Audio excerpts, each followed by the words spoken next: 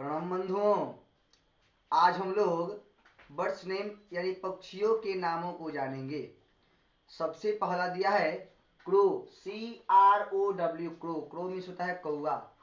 दूसरा दिया है कुक्कू, CUCKOO, कुक्कू। कुक्कू मीन्स होता है कोयल।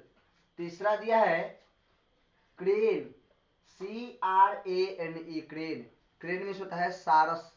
चौथा दिया है pigeon, PIGEON, pigeon. Pigeon means होता है कबूतर।